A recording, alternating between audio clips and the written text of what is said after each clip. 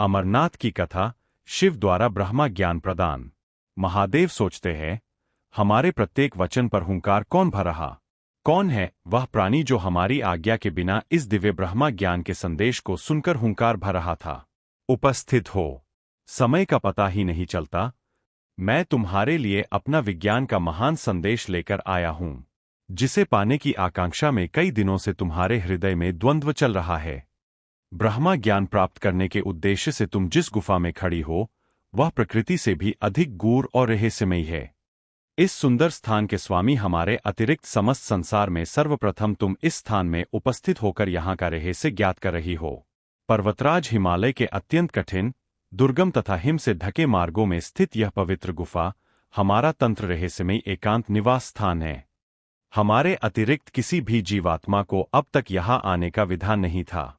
सृष्टि निर्माण के उपरांत जब जीवन के साथ मृत्यु भी अस्तित्व में आई, तब मृत्यु एवं अंतकाल देवताओं को भी भयभीत करने लगा। भयभीत देवगण हमारी शरण में आए। तब हमने देवताओं को मृत्यु के भय से उबारने के लिए सदा अपने मस्तक पर शोभित चंद्रमा को निचोड़ा। स्पष्ट होने लगा कि पाने वाले चंद्रमा में अमृत विद्यमान होगा। देवगण अमर हो गए। परंतु भोलेनाथ, इस पावन कथा का इस पवित्र अमरेश्वर गुफा से क्या संबंध? पृथ्वी के जिस क्षेत्र में अमृत की कुछ बूंदें गिरीं, उनमें से एक यह स्थान है। हमारे ईश्वर की अमर गंगा अथवा अमरावती नदी यहीं से बहती है। पतित पावनी अमरावती का प्रारंभ इसी स्थान से होता है। चंद्रमा को निचोड़ने से जो अमृत गिरा, वह यहाँ की वायु और वातावरण में विद्यमान हो गया। यह अमृत किसी आत्मा को जीवन मृत्यु से मुक्ति प्रदान कर अमर बना सकता है। तब तो यह स्थान मानव कल्याण के लिए अत्यंत महान है, क्योंकि मानव सदैव अमरता प्राप्ति का प्रयास करता है। क्यों स्वामी? अमर हो सकता है वही जो ब्रह्मा ज्ञान को सुन सके। किसी भी जीव के कानों में यह दिव्य ज्ञान चला जाए तो वह ब्रह्मज्ञानी बन जाता है। परंतु यह सृष्टि की समस्त व्यवस्था को भी चूर्ण भस्म कर सकता है। इस गुफा के आसपास रहने वाले जीव जंतु भी दूर भाग जाते हैं। प्रश्न है, पर्वत नंदिनी पार्वती इस जीवात्मा को कहाँ ले जाती है? स्वामी, इस गुफा को देखकर भी यही अनुभव हो रहा है।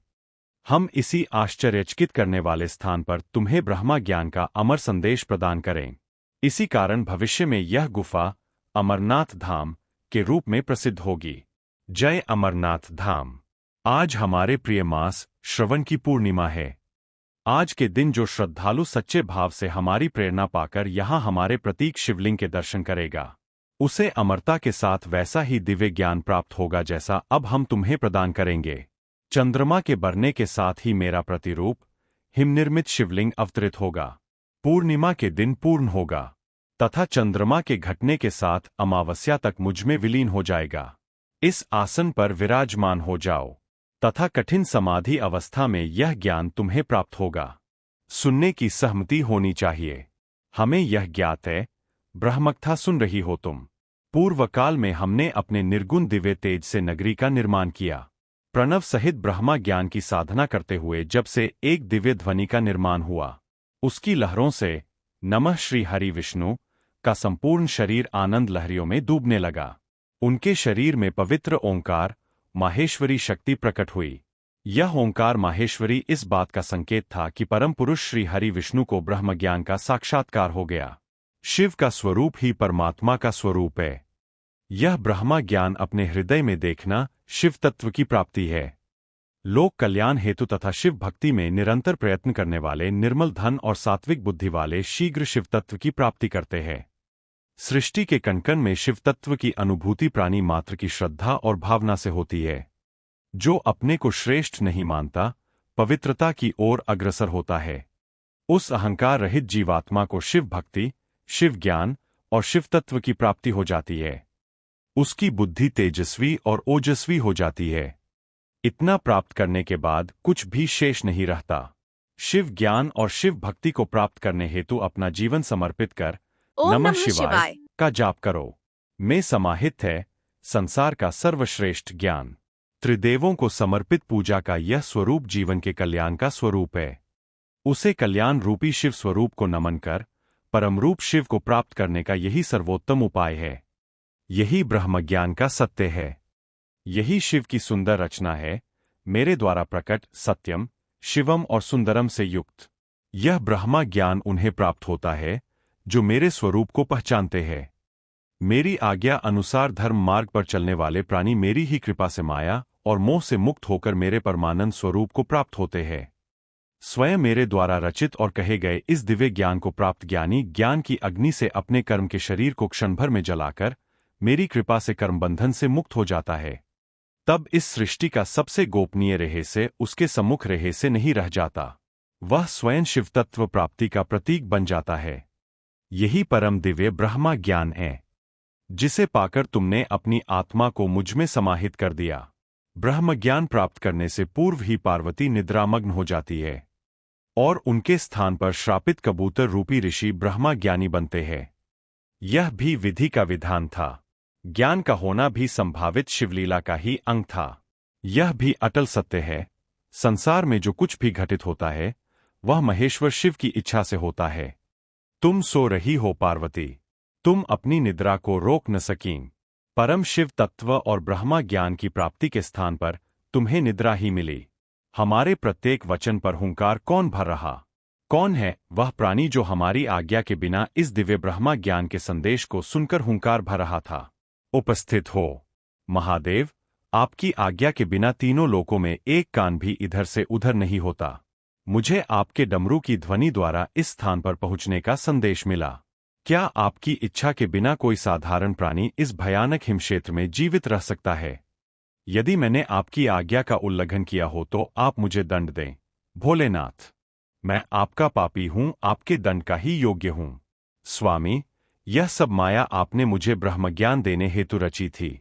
ब्रह्मज्ञान के लिए मेरी पात्रता पहले ही निश्चित हो चुकी थी। अब मैं अपने गुरु के साथ मुक्त हूं, ब्रह्मज्ञानी। भोलेनाथ, भोलेनाथ, यह मैं क्या देख रही हूं? डमरू की ध्वनि के उपरांत भी इस गुफा में एक युवा ऋषि कैसे प्रकट हो गया? भोलेनाथ की प्रेरणा से ही वह यहां उपस्थित हुआ। आकाश में उड़ रहा था, तभी मुझे भोलेनाथ के डमरू की ध्वनि द्वारा इस स्थान पर आने का आदेश मिला। माता, आज भोलेनाथ की कृपा से मेरा पुनर्जन्म हुआ, परंतु मैं उस ब्रह्मज्ञान से वंचित रह गई। मेरी निद्रा नहीं पार्वती, तुम्हारा निद्रा मग्न होना भी विधान का ही भाग था।